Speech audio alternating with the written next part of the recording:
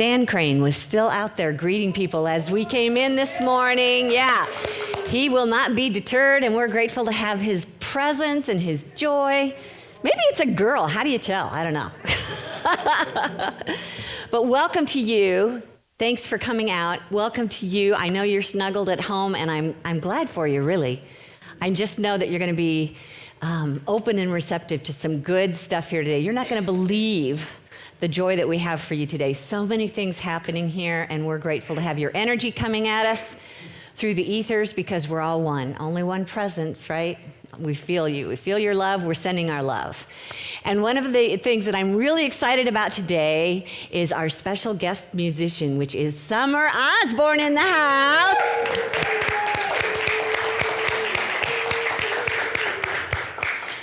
Summer's here to step in for Kim Char, and if you have not been to one of her concerts, you are in for a treat because today we're going to have a quick lunch after the service, and then she's coming back here on this stage to do a beautiful concert. So if you're watching online and you're in the area, at noon, get in your car and head over because you can get tickets at the door. We'll tell you a little bit more about that in a bit.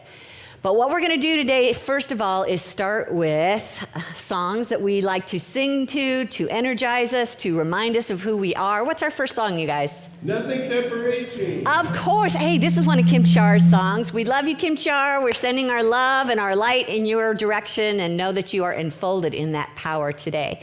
And let these words that you wrote that inspire us inspire you.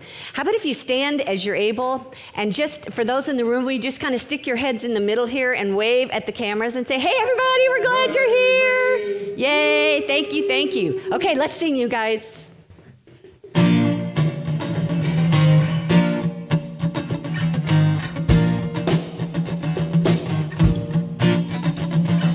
I see no separation when you are my meditation. All times may I rest in this truth.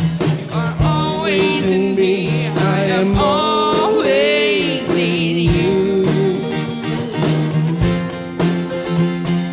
I see no separation when you are my meditation. All times may I rest in this truth. You are always in me. I am always in you.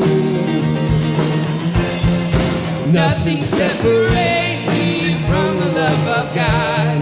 Nothing separates me. Oh, oh, nothing separates me from the love of God. It's true. You are always in me. I am always in you.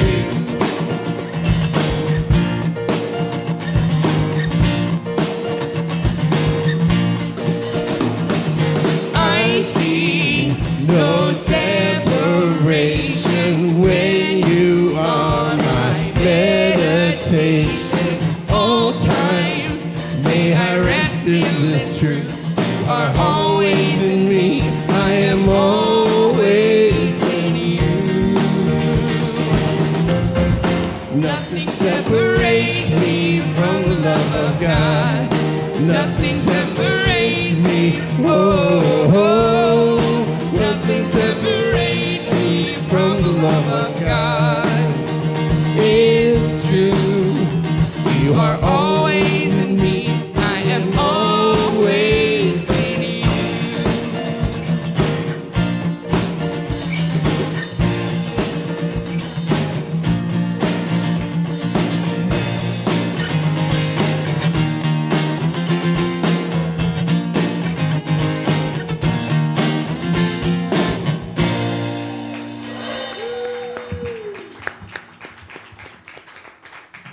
All right, thank you, Kim Char, for such a great song. Wow.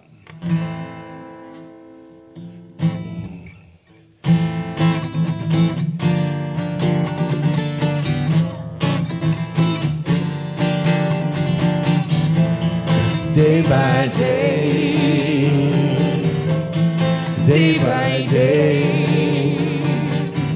oh dear Lord, the things I pray,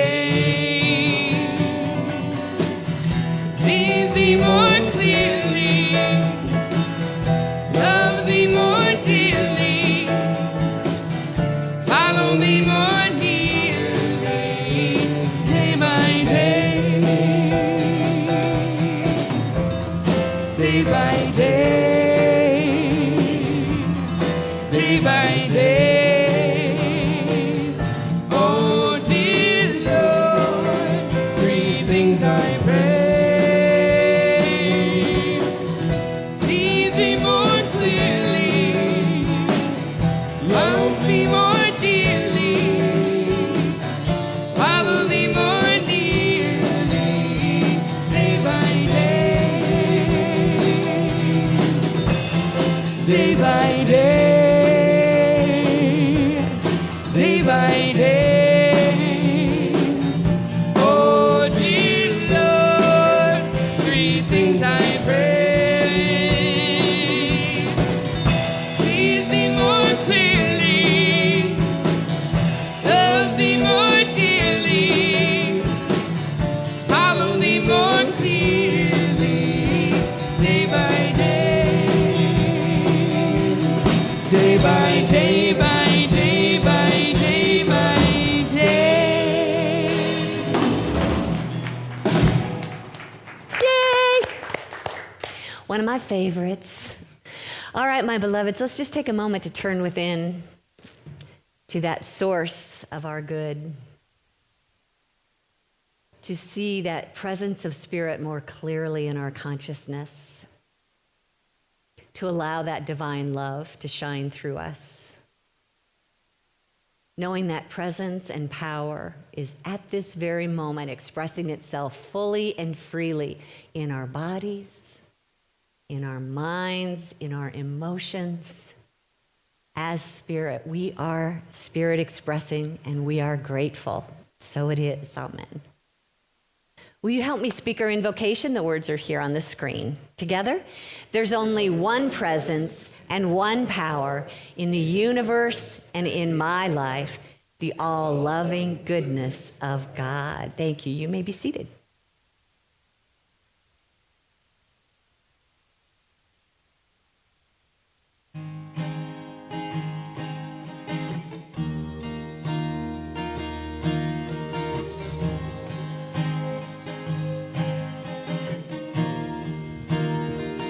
This is the air I breathe. This is the air I breathe. Your holy presence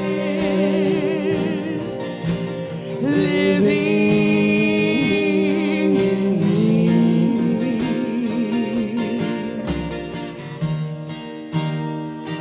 This is my daily bread. This is my daily bread.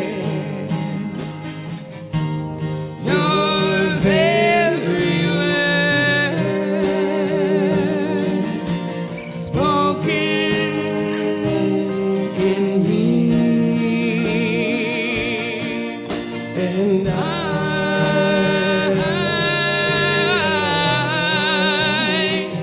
am breathing in you,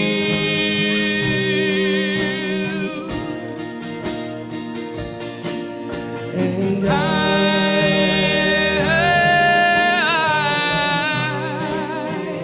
am living in you.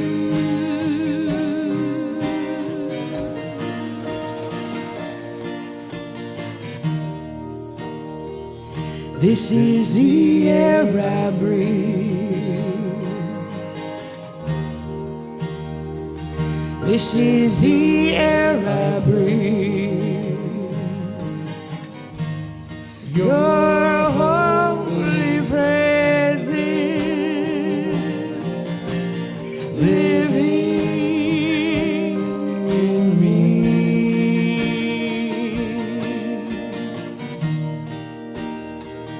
This is my daily bread. This is my daily bread. Your very word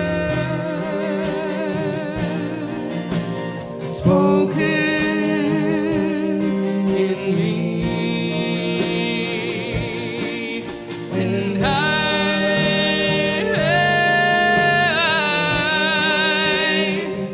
am breathing in you.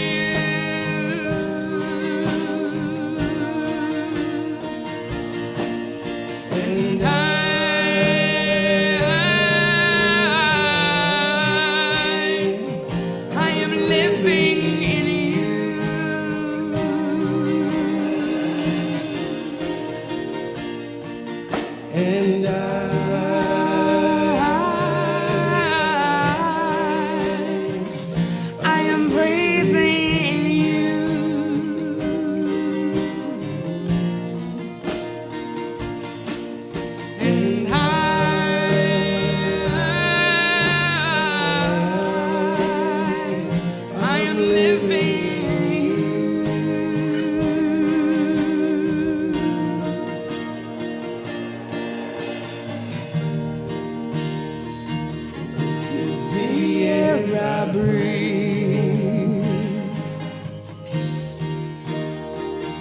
This is the air I breathe.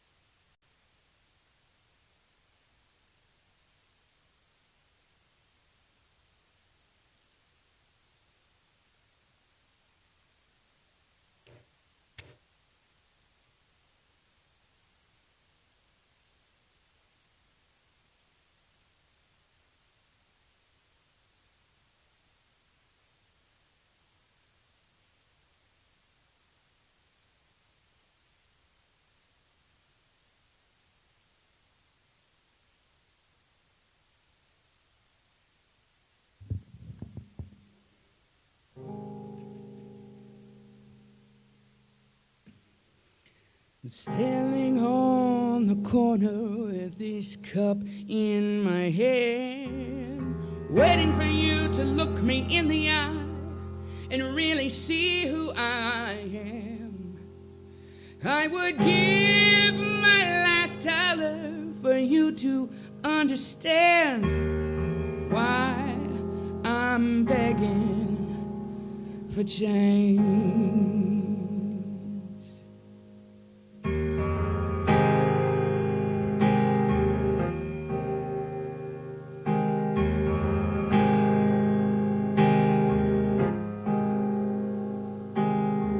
When you look past the hate, 'cause you can't see past your pain.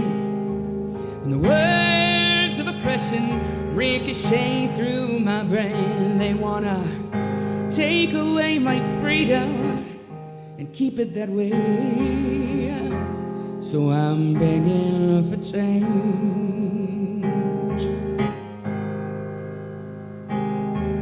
We hold on so tightly to that which has been. We don't even remember what it is we're pushing against. It's the way they've always done it, is all they can say. Well, I'm begging for change. I'm standing on the corner with this cup in my hand, waiting for you to look me in the eye and really see who I am. I would give my last dollar for you to understand why I'm begging for change. Change in the heart, change in the soul.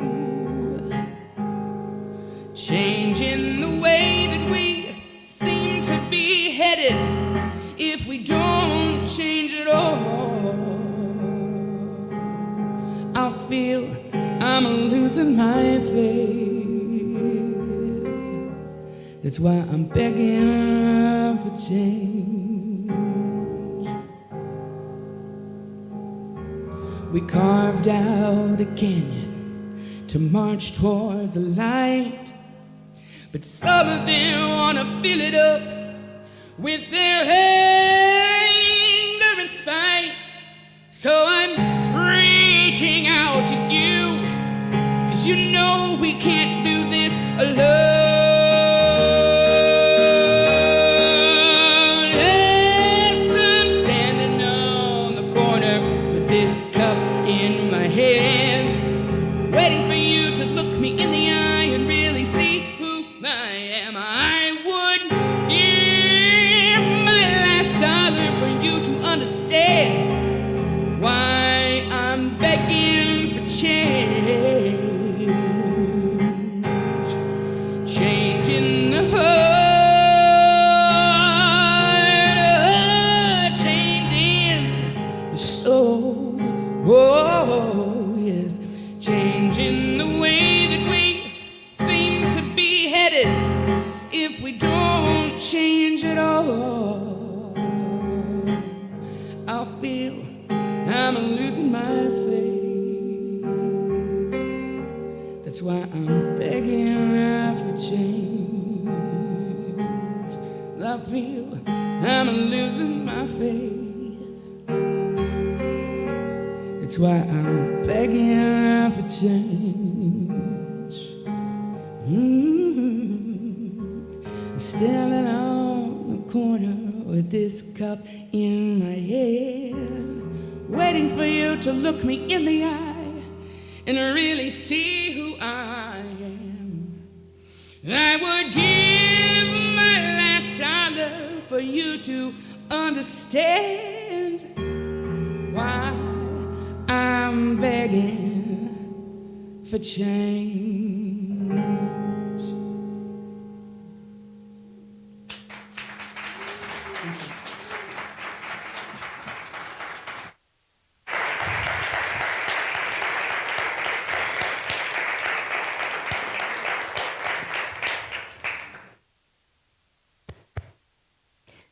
That felt good, yeah? Yeah, thank you for that.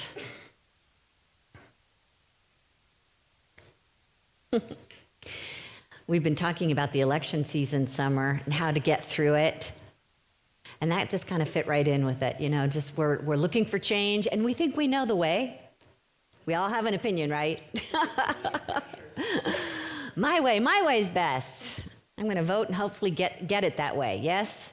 And perhaps you did, perhaps you didn't. We don't always win when we vote, right?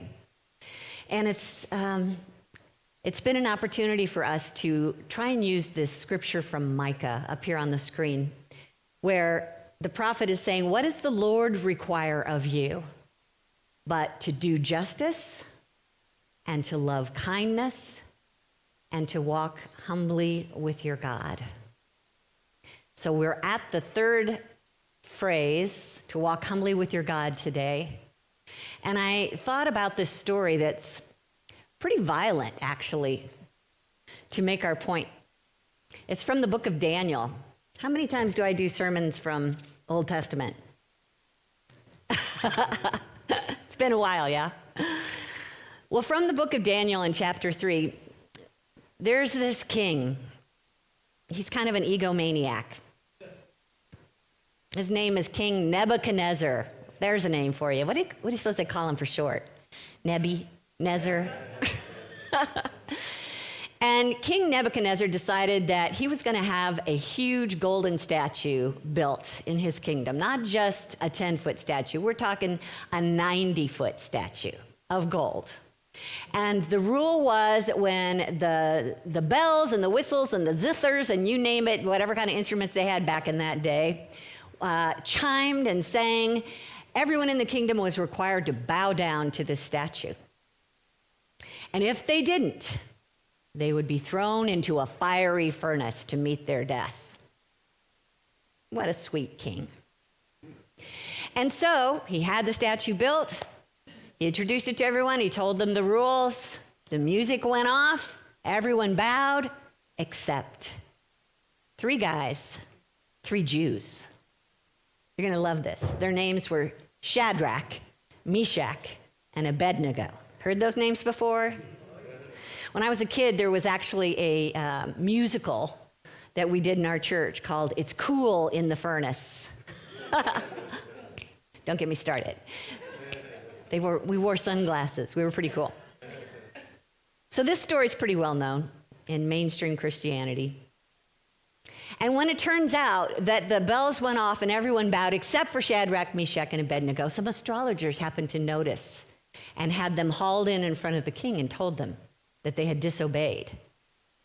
And when he reminded them of the rules, that they were meant to bow down and worship this idol, they said, we can't do that. We have our God that we idolize. That's not the word they used. They probably used devotion, that they put their faith in, that was really the only God in the universe as far as they were concerned. And they would not do God injustice. And they weren't going to worry about what would happen to them because they believed that their God would save them. And if the God didn't save them from their fiery furnace, they still were going to stand up and only worship God. Well, the king wasn't having any of that. So he had them tied up. He had the furnace heated 7 times hotter than normal. And he had his soldiers carry the 3 men towards the furnace. And before they even got there, the soldiers died because the heat was so hot. And the 3 tumbled into the furnace. But as the king watched, he saw them get up. Their bindings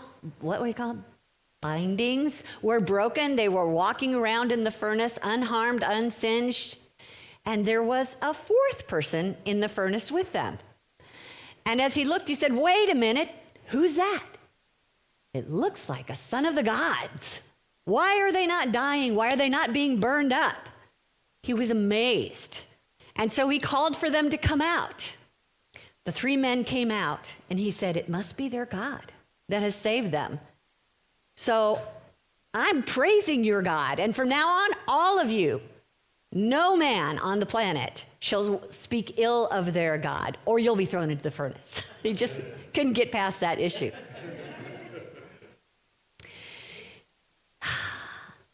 And on top of that, he promoted them in their work in Babylon. So, of course, in Unity, we look at these scriptures metaphysically, meaning what's not the literal story happening here, but how is this story happening in me? How does the king express itself as an aspect of my own consciousness? And the furnace, and the 4th person, and Shadrach, Meshach, and Abednego, and the statue. So, of course, we're going to talk about that. Let's look at some metaphysical interpretation. Up here on the screen, we first have the character of the king. Think of him as your own human willfulness. And that big old gold statue that was erected, think of that as when we put or give our power to the personal self, to the material realm. That the expressions of the 3 Jews, Shadrach, Meshach, and Abednego, actually represent humility. Walk humbly with our God. Humility. Meshach represents love. Abednego represents spiritual understanding in us. That fiery furnace, that's whenever we face the threat of loss or suffering in our life. And that 4th person always shows up in some way in metaphysical interpretation. The Christ within us. That conscious awareness of our oneness with God. And if we look at all of these characters and their meanings combined, here's a brief explanation. First of all, imagine that you are not fazed by any threat of suffering or loss. And instead, when we walk humbly with God, when we understand the power of the divine within, our Christ nature guides us to rise above circumstances, expressing our divine potential. You'll be promoted. Walk humbly with our God. That's a statement that's been said in many different ways in the scriptures. And one of the ways that Jesus put it was on his Sermon on the Mount from chapter 5 of Matthew. One of the things he said was, "Blessed are the meek, for they shall inherit the earth." Meek, also like walking humbly. Yes or no? How many times have you heard the word meek in a derogatory way? I'm going to ask Christina to just throw some of these examples up here on the screen.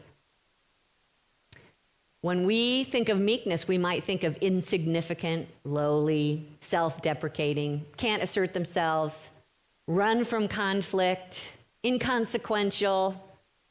They give up their goals in order to serve others. Meek.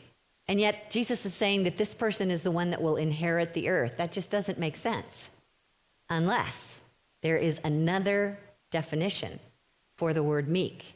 It's one of the weirdest terms in the Bible and in the dictionary. I was going for the dictionary. In the dictionary, it's actually described as positive and negative. It's a paradox. But when we talk about meekness metaphysically, here's a definition up here on the screen: a recognition that the personal man by himself, the ego, the lesser self, by himself is ineffectual. When we try and do things from our human consciousness, from our human abilities, we are usually ineffectual. And Jesus knew this, which is why he said several times, like in the book of John chapter 5, he said, "I of myself My human self can do nothing. He said, the words that I say to you, I do not speak on my own, but the Father who dwells in me does his works. Can you see how he knew the difference between ego and spirituality?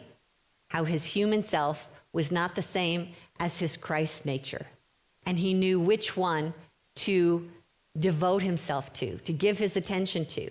So think of walking humbly with God or meekly on the earth as an opportunity for us to release the need to conquer the situation or other people. Walking humbly is about being open to divine ideas instead of just scrambling, looking back through all your textbooks, trying to figure out what you've learned in school to give you the answer. Walking humbly with God is not about struggling, but it's about allowing Spirit to do its work in our life. The meek who inherit the earth are the ones that are respectful and courteous rather than arrogant. The meek that inherit the earth are the ones that see each other equally. I am no better and no worse. We are all seen in the eyes of God as perfect and whole and complete. And I see you that way too.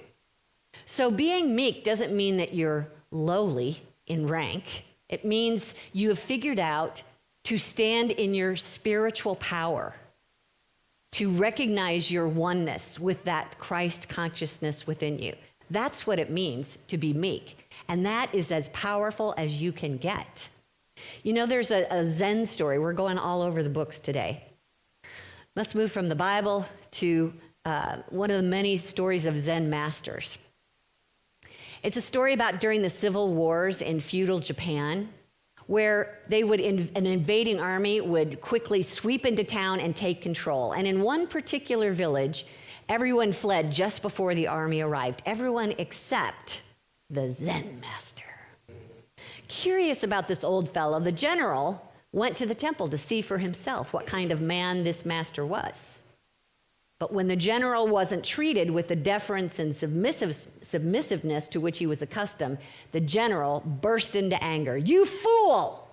he shouted as he reached for his sword. "Why, I oughta. Don't you realize you're standing before a man who could run you through without blinking an eye?" But despite the threat, the master seemed unmoved. "And do you realize," the master replied calmly, "that you are standing before a man who can be run through without blinking an eye?" At that, the general threw down his sword and begged the master to take him as a disciple. There's a statement from Felicia Searcy's book, Do Greater Things, on the screen. She said, "The truly humble exude a might that demands the respect of even the most ferocious fighter." Our power lies in our meekness. Our power lies in our surrender of our ego. Our power lies in recognizing that it's the motive toward revealing our divine potential rather than the motive to reveal our human nature that gives us power. So what's our motives? Pay attention to what's our motive. You know, a lot of times we have this need to prove that we're the smartest person in the room. I know. I remember I was in my baptismal class in the 6th grade when you get to go before the board of trustees and they ask you all these hard questions. "I know," I would say. "I know," I would say.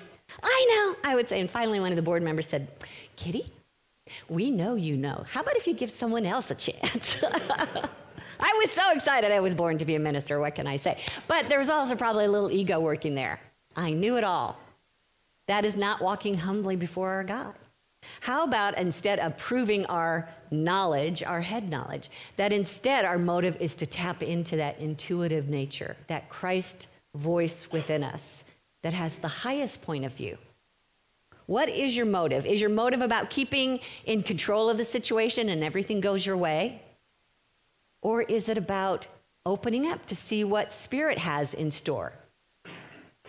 Where is the highest good in this situation? Maybe I don't always know it all. Is my motive to be heard, to be seen, to be recognized, or is it to take a step back, to just Be still and allow others to be seen. Check in with your motive and find out if you're needing to be right even when you're not, or own your mistakes. You're going to know your motive is from ego when it's uncomfortable in the way that it feels. So if you're trying to figure out that you're insisting in order to protect yourself, in order to get your needs met, it's going to feel uncomfortable. It's going to feel tense and stressed out. It's going to feel worrying or embarrassing even. What is your motive in expressing your power? Is it of the ego or is it of spirit? There is a model that a man named Gurdjieff created to help us understand our psychology. And it's another perfect example of metaphysical interpretation, so I thought I'd use it just to drive the point home today. He uses this picture up here on the screen, and he has each one of these elements of the picture as aspects of ourself. So, anybody want to guess what the carriage represents? The body. This is what carries us around on this earth. That's the body. How about the horse? What do you think the horse represents? Our emotions. Our emotions that tend to run away with us, right? Also, there's the driver. What do you think he is? The ego, the intellect. And the passenger? Spirit, our higher self, the Christ within. So when we look at just this literal picture, think about the day when that's how people got around. What if you're the driver? And you realize, too much time on Facebook. I better get in my seat on the carriage and take my master wherever he wants to go. You know what? I think it's Tuesday. We probably are heading to the library. So he gets in his carriage and he starts to drive, and he realizes, I am a little late because I was on Facebook. So he's driving a little bit quickly. The horse is getting exhausted. We're going around the corner. The carriage is on two wheels.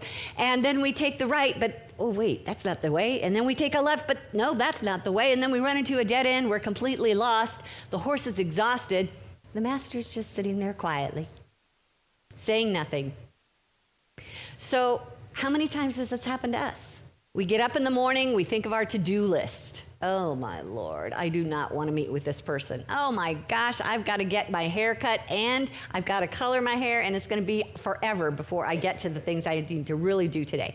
There's so many things on our to-do list that we've completely forgotten to check in, to find out what Spirit has in store for us, where we really need to go today, how we really need to get there. So the question is, are you letting the driver, the intellect, the ego, take the lead down the wrong path and never wind up where you're really intended to go? Or here's what we're called to do. We're supposed to open the door of the carriage before we even leave the house and say, Master, where are we headed? What's on the agenda today? What's the best route to take? How can I walk humbly with that inner Christ spirit and get to the place that really serves the highest good involved? Have you ever thought of doing that? That's what winds up expressing the power of God within you, is when you begin by being meek in the presence of the Christ consciousness. In other words, giving way, making way for it. You're going to have lots of opportunities to walk humbly with God in your life. Most of them have to do with running into challenges or fears or upsets in your life. So for instance, when your body is struggling physically, if the driver was in charge or the horse was, running loose, we'd be upset, our heart would be palpitating, we'd be worried about how we're going to get past this illness in our body, we're going to feel depressed, run down. All of these things because instead of walking humbly with God, we're trying to control it through our human abilities. But instead, we could start the day by meditating on the truth of God as my health. When we think of health from spiritual perspective, we think of the divine power of life, which is always present in us. So instead of giving attention to that which is a sickness in our being, the illness, we look at the allness of life, the fullness of God in our bodies. That is how we make way for that power to move through us.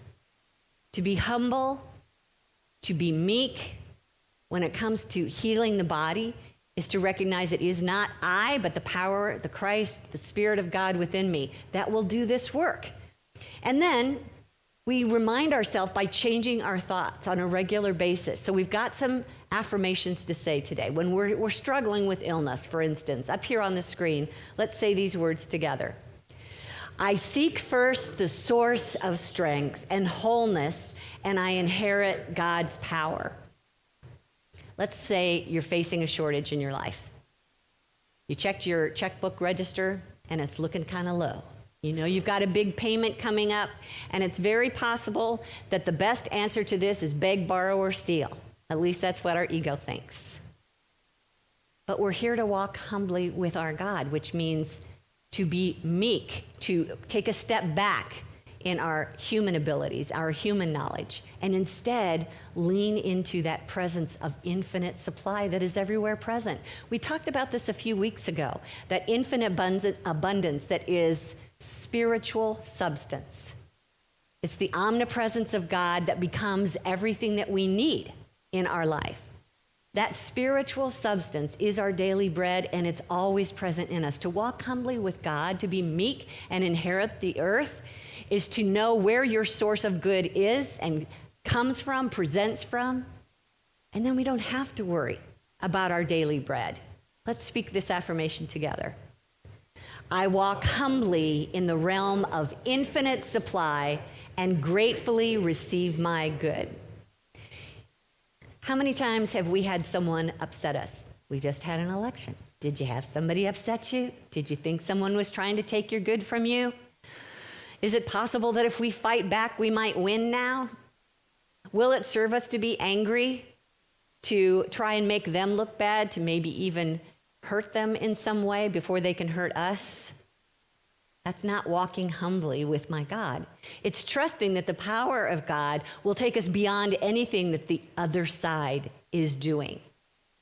Walking humbly with our God, being meek, is about allowing the presence and the power of the one omnipotence, all power, to do its work in our life. It does not matter whether someone is doing the exact opposite of what we want, and they won, or not, because they're not our source of good. There's only one power, and it's God's goodness, and it's for all of us. There is enough to provide for each one of us. Seek first the kingdom, and these things shall be added to us. Let's say this together. Are you ready? Back up one. Back up one. There it is. Together. I walk humbly in the love of God, and all things work together for good. So, we're seeking first the kingdom with a few more scriptures, and then we'll be done. Think of these words. They came from Jesus, they came from the Apostle Paul, and they're all saying the same thing. Let's say them together. From John 14:10. It is not I, but the Spirit within who does the work. From Romans 8.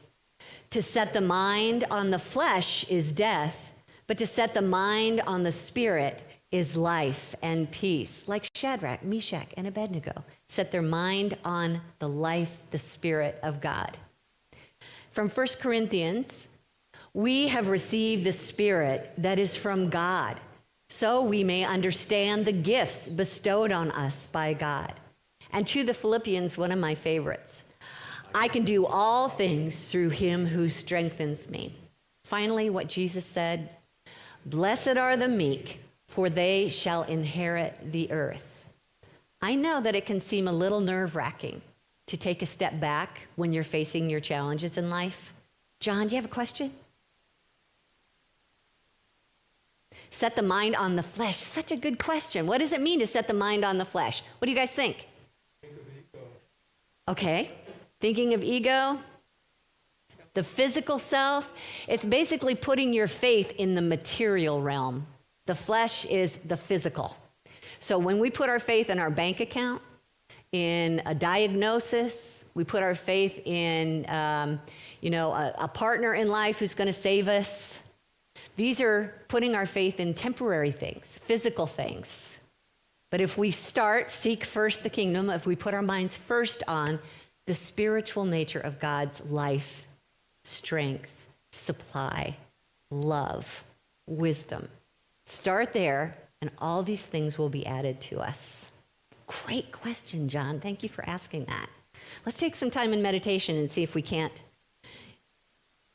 connect our thoughts, connect the dots with those qualities of the divine.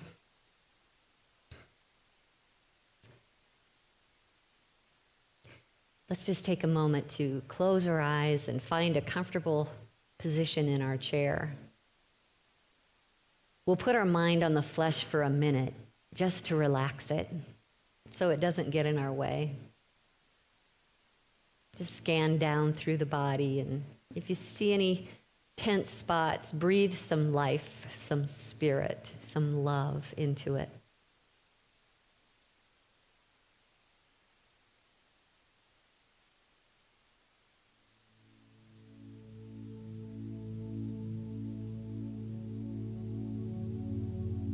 Think about that body and how often you may worry about it or even be upset with it because it's not doing what you want. How do we walk humbly with God as we think about our body?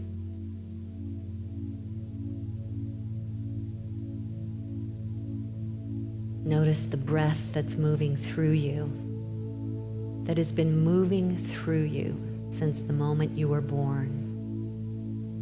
The breath of life that is truly the spirit of life moving through you.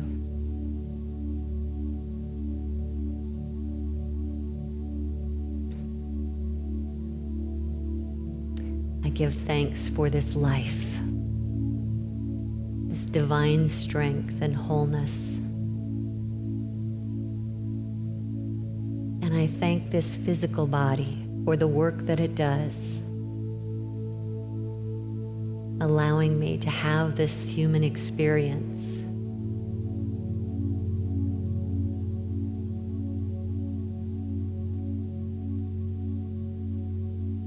It is first and always divine life that allows me to live. And that presence of God as life never fails.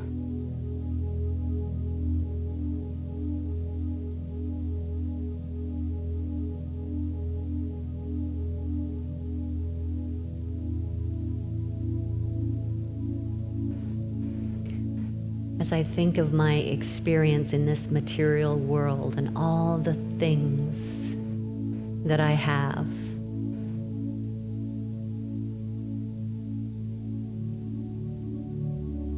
I imagine putting any one of those things under a microscope, and what do I see? Space. The invisible that is the source of the visible is the divine presence of God.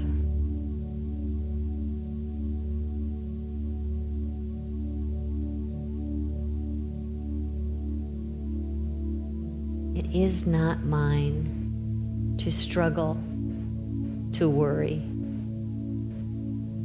to create this daily bread, but simply allow it with gratitude and joy, with relief and faith.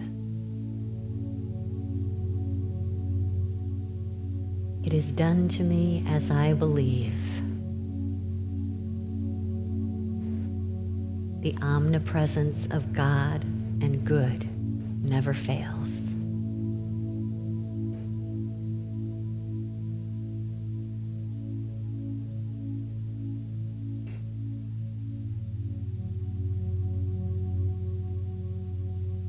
Is there something in my mind that I cannot solve?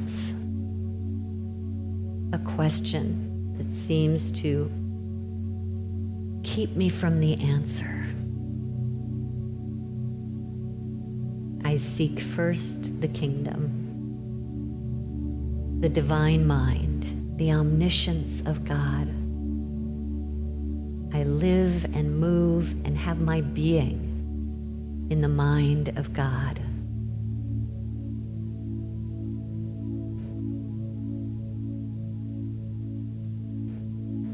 As I ask the Spirit within, that still small voice, it is given. As I seek first divine wisdom, I find it.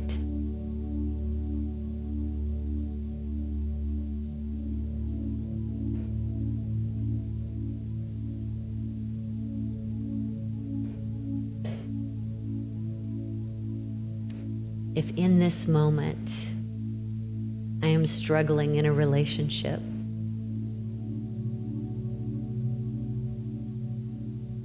I choose to walk humbly with my God,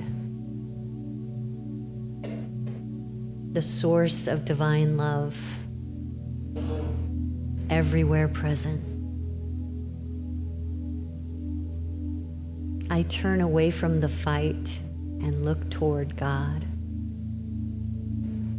the power that brings harmony to all relationships.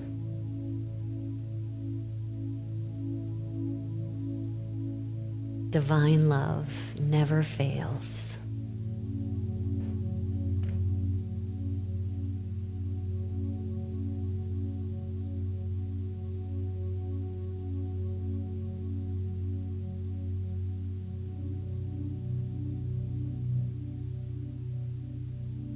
In every circumstance of my life, I remember I walk humbly with my God. I allow divine life and love and substance and intelligence to freely do its perfect work in my life.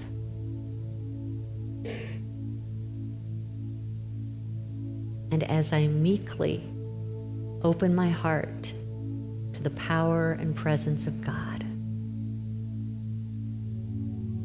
I inherit God's infinite goodness, and all is well.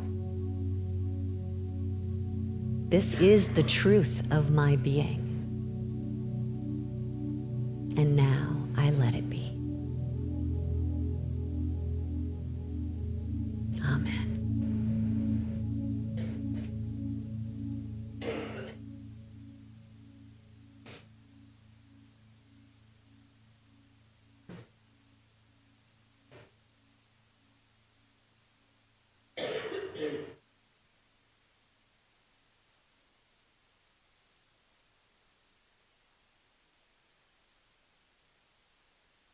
Did you have a question, John?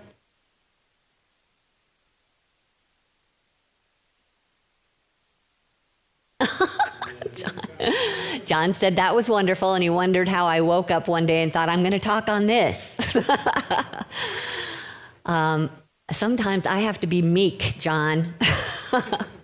I have to open my heart and just see where Spirit takes me. And it's really fun. It's really fun. And I have just as many sleepless nights wondering what I'm going to talk about next Sunday. So I'm in the process just as you all are. And thank you for just considering these options that we've talked about these last 3 weeks. Something that will be hopefully something you can remember easily, that the Lord requires of us to do justice and to love kindness and to walk humbly with your God. We're at a time in our service where we share our tithes and our love offerings, and it's just another opportunity to allow the presence of God and God's good to move through us instead of us trying to figure out how to make ends meet. I've told you before that if that is even a thought that crosses your mind, do not give from that state of consciousness. Because as you give, so you receive. And if you give from a place of concern or worry, you'll have something to worry about. So let your gifts today be something of love and gratitude, or wait till the day that you can feel that before you give. If you're watching online, you can give anytime, 7 days a week, from our Facebook page using the donate button, or from our website at unityinnaperville.org. And if you're someone who likes to write checks, then just send it to our P.O. Box 9733 in Naperville, and the zip is 60567.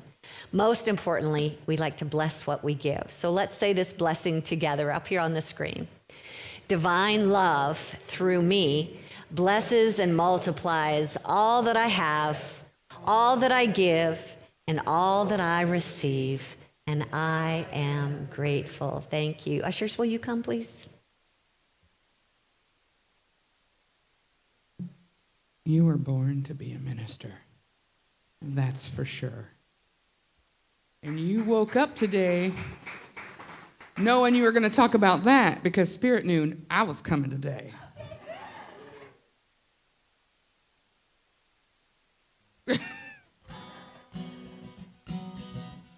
Well, I don't know if my song has anything to do with it. I'm just talking about, wow.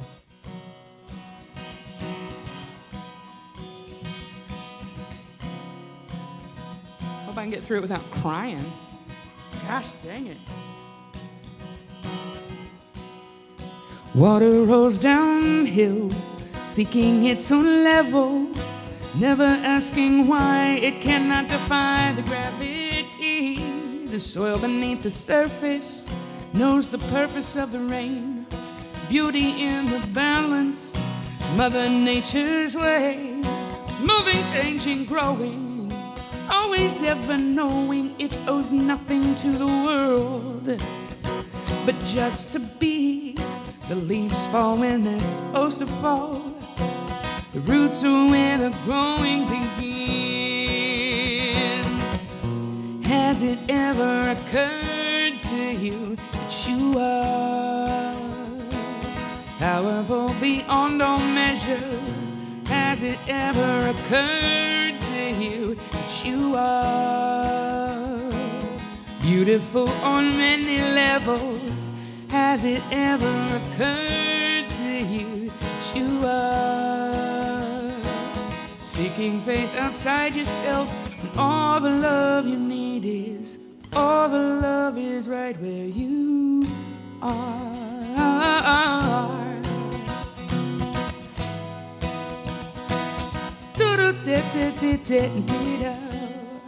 The planets and the sun circling in space, using one's own gravity to hold another in its place. I wonder if they know their path is a part of the whole thing, the whole thing. Fall in love with being, fall in love with growing, fall in love with life itself, and you'll know what I mean. You are not alone. No, you are part of everything. Has it ever occurred to you that you are powerful beyond all measure? Has it ever occurred to you that you are beautiful on many levels? Has it ever occurred to you that you are seeking faith outside yourself? All the love you need is, all the love is right where you are. Do do do do do do do do do do do do do do do do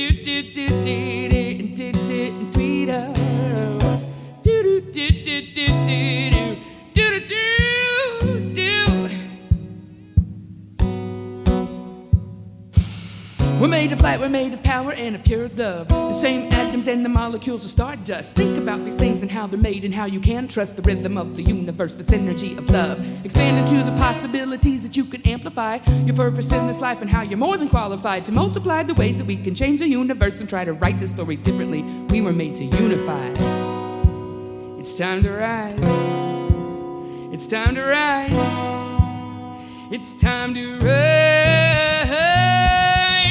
Has it ever occurred to you that you are powerful beyond all measure? Has it ever occurred to you that you are beautiful on many levels? Has it ever occurred to you that you are seeking faith outside yourself? And all the love you ladies, all the love is right where you are. Oh, yes. Do-da-da-da-da-da-da-da-da.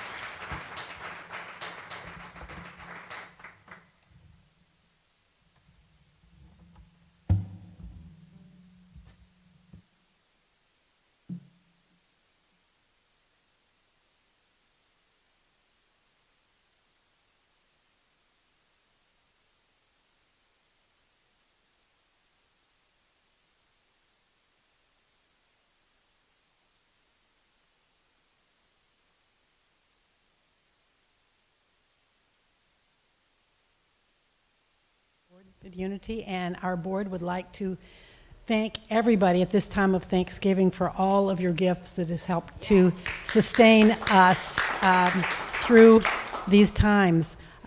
What your contributions mean to us supports all of this. Our beautiful stage, which you all contributed to, our tech team, our highest good band, Reverend Kitty, what's out there, this building, like everything that makes it go. And I would like to turn the mic over now to Carol Parker, and she's going to tell you about why she gives.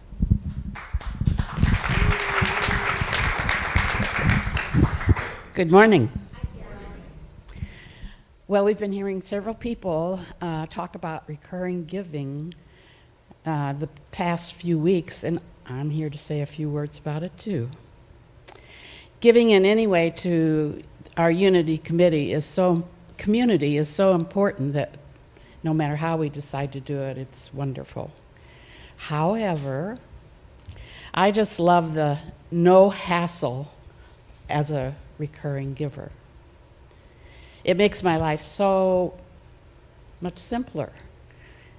And I'm not wondering, where's my checkbook? Do I have an envelope?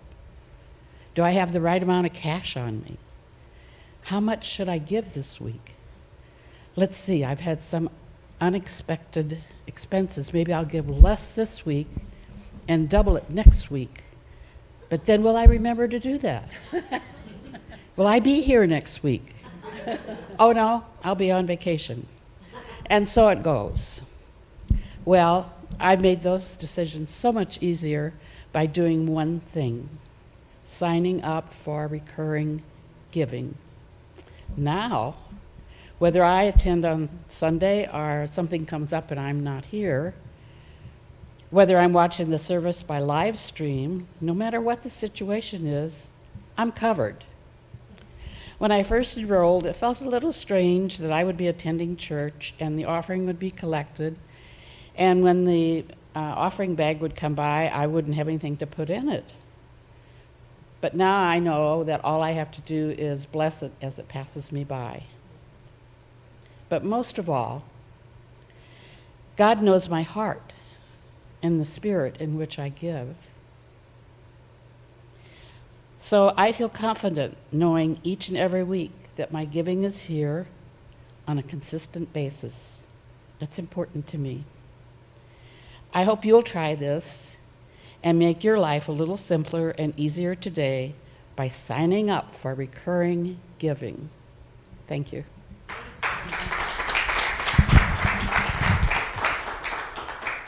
Wow. Carol said it all, took a lot of my script away. Thank you, dear. Thank you, Carol. So if you're not doing recurring giving and would like to, we would very much appreciate that for all the reasons that Carol brought up. Just go to unityinnaperville.org, click donate, and set up recurring giving, and it walks you through the process. Simple as that. If you're already doing recurring giving and are in a situation where you could increase your financial contributions, that would be much appreciated as well. I personally am going to do that. Social Security giving me a raise, and my pension is giving me a raise. So I'm going to give Unity in Naperville a raise. So I appreciate everybody doing their part. Okay. Next, I'm going to talk about a program that we have coming up, Grandparents Raising Grandchildren. When I found out about this program a year and a half ago, it touched my heart, being a grandparent. And I had my granddaughters spend the night last night. Grandparents raising grandchildren is not easy. I didn't have them for 24 hours. So, 7 and 9 years old. And I'd like to introduce someone who supports grandparents raising grandchildren. She leads the program. She's a social worker at Metropolitan Family Services. And this is Kelly Reed. Thank you. Thanks for letting me be part of your program today. So we have for over 20 years had an ongoing support group for grandparents who are raising grandchildren. And usually there's between 20 and 30 families that are involved at any given time. And I've been involved for probably the last 10 years, and it's been a privilege to be able to walk alongside of them. And there's many traumas and grief, but also joy and a sense of purpose. And we celebrate when the kids have a win. And we're there when we maybe need to help pick up the pieces. I think many people think that the grandparents get funded, and in the years that I've been doing this, I've really only seen maybe 2 families come in with a subsidized guardianship or foster care. So if you can imagine, you're moving along, maybe you have Social Security, or maybe you're still in the workforce, and suddenly you, instead of a household of 1, because many of our grandparents are single parents, you might be a household of 4 or 5, and maybe there's 3 teen boys who need everything all the time, food and new shoes and all of that. So one of the grandparents gave me permission to tell a little bit of her story, and this spring she had been raising her grandsons, but they had gone back to the mom with the court helping the mom to keep things going. And about 2 years into that, there's a knock on the door, and suddenly she is back in grandparenting with at that time, 4-month-old, 2-year-old, and then a 15, 16, and 17-year-old.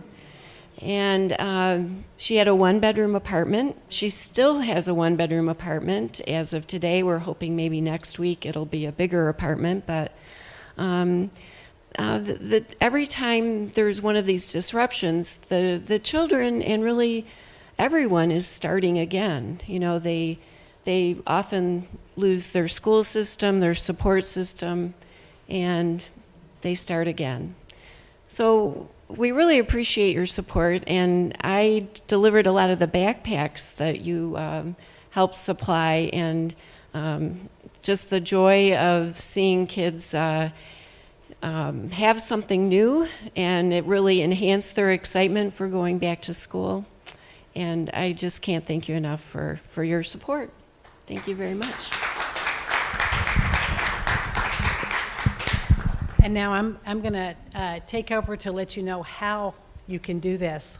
There is an Amazon gift list that we have. Is that up, Parker? Is the Amazon gift list up for grandparents raising grandchildren?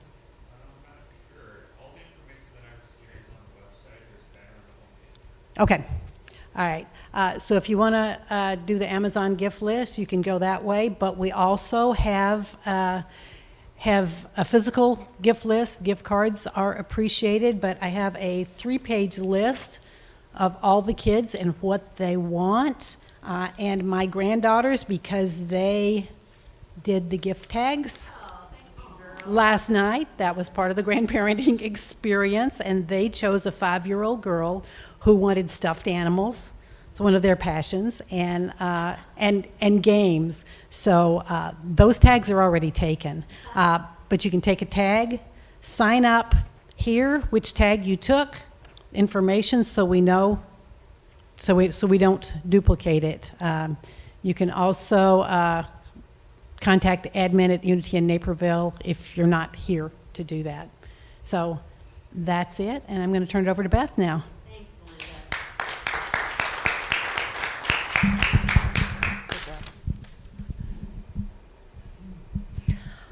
Hi, I'm Beth. I'm here to do the rest of the announcements.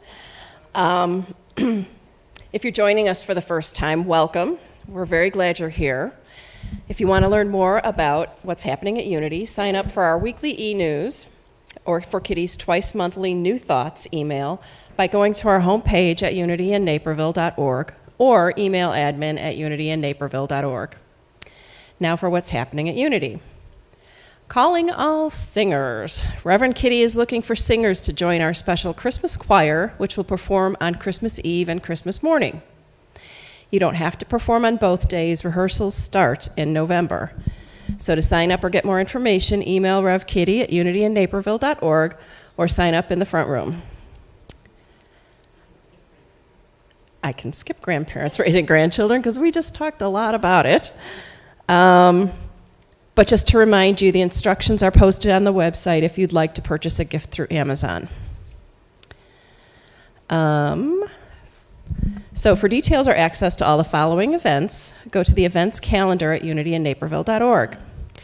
Please stay for the Summer Osborne concert today at 1 p.m. and absorb more of that beautiful, fierce energy. Tickets are $20. Lunch will be served in the front room. Monday Morning Metaphysics meets tomorrow online at 10:30 a.m. Join Rev Kitty for Thanksgiving Eve service online Wednesday, November 23rd at 7 p.m. This Wednesday. This is a beautiful way to begin the holiday season in peace and hope.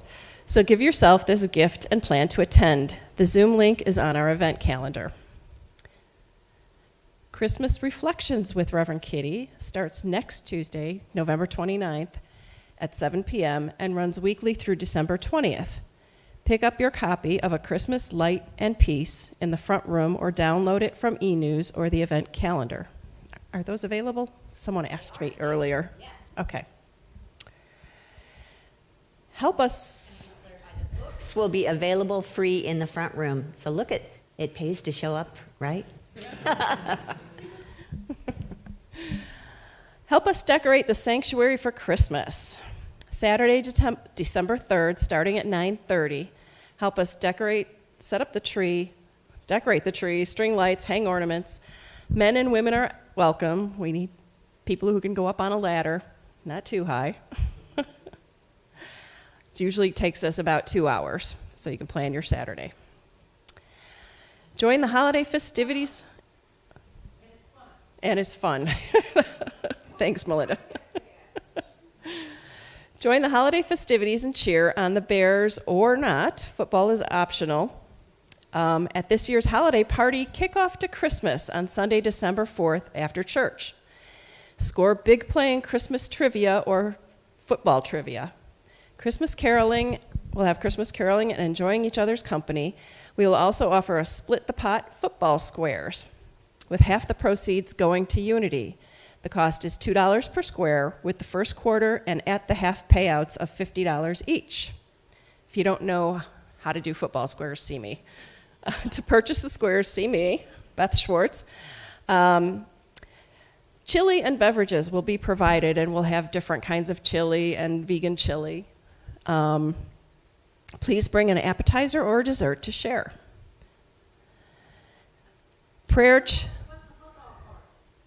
The football part, Melinda's asking, is we will have the Bears-Packers game on in the classroom for those of you who can't miss it. Prayer chaplains are available to pray with you by phone or in the prayer room after the service. Email your name and phone number to prayer@unityinnaperville.org, and a prayer chaplain will call you by 1 p.m. today. For details on all our events, go to unityinnaperville.org, and for questions, email admin@unityinnaperville.org. And now Kitty has one last announcement. Thanks. Hey, band, come on up. We'll have our last song. I know you're out there. Come on, band, you can do it. This would be, it's just you. Oh, you guys get the day off. All right, sit back down. Nobody move but Summer. And let me just remind you a couple things. Next Sunday, we will have a meditation type service. Remember where the candles greet you and there's candles here for you to come in and light. 15-minute meditation begins at the beginning, which means you should be on time. You don't want to interrupt the 15-minute peaceful meditation that starts at 10:45. And it's just going to be a slower version of our Sunday service. So it's a great time to come in and reconnect with your higher self in a peaceful way. And afterwards, the first choir rehearsal begins at noon. So if you're interested in singing and hearing what the music is, that starts next Sunday. And I just sent out rehearsal time, so let me know if you didn't get them or if you want to sign up. The sign-up's out front. Summer has CDs available, so make sure that you stop out in the front room and support her and her beautiful music. And still time to get a ticket for the concert. Just go over to the info table by the windows. Tickets are $20. Susan's your girl. And we're going to have lunch. That's included, so help yourself to a meal. Sit in the classroom, come in here and eat if you want, and then we'll get started with the concert at 1 o'clock. So you guys watching online, you still got time to show up for the concerts. What are we singing? As I Am. One of my favorites. Sing away, girl.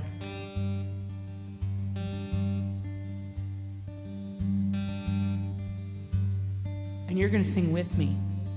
That's why the words are right there. I wasn't sure if you knew.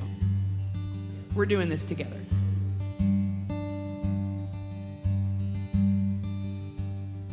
I am here. I am whole as I am. I am safe. I am loved as I am. I am grateful and I'm free. I'm as perfect as can be. I am here. I am whole as I am.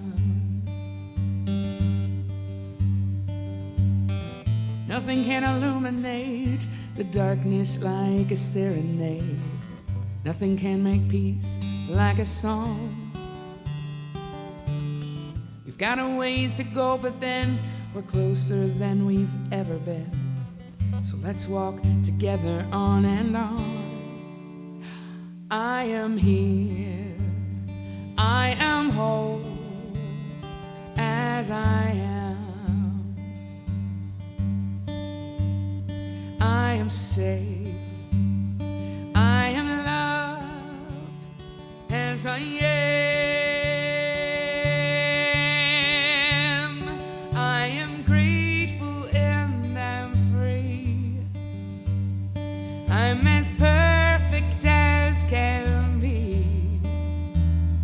I am here. I am whole as I am. I propose a family that looks a lot like you and me, including all the people that we love. Then we'll take a photograph of everybody as they laugh, put it in the book entitled Us. I am here, I am whole as I am. I am safe, I am loved as I am. I am grateful and I'm free. I'm as perfect as can be. I am here, I am whole as I am.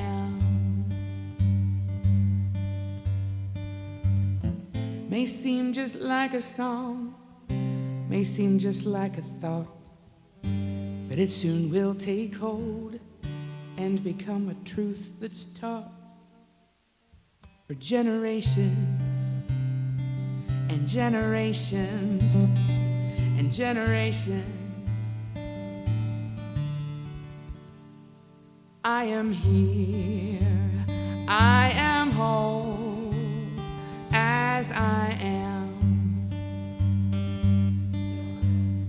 I am safe, I am loved as I am. I am grateful and I am free. I'm as perfect as can be. I am here, I am whole as I am. I am here, I am whole as I am. Oh, thank you. Thank you so much, Summer. What a joy. More of Summer in an hour, so stay tuned. Here's our closing affirmation for today. Here it comes, here it comes. There it is. Oh, there it went. Here it is. Let's say it together. When my first step is toward God, all the rest fall perfectly in place. That is the truth of your being, my loves. Hey, if you're watching online, have a great week. Don't forget I'm online with you on Thanksgiving Eve. And if you can stay or come before 1 o'clock, come back and see Summer. There's food out there. Enjoy. Thanks, everyone. Have a great week. Happy Thanksgiving. Happy Thanksgiving.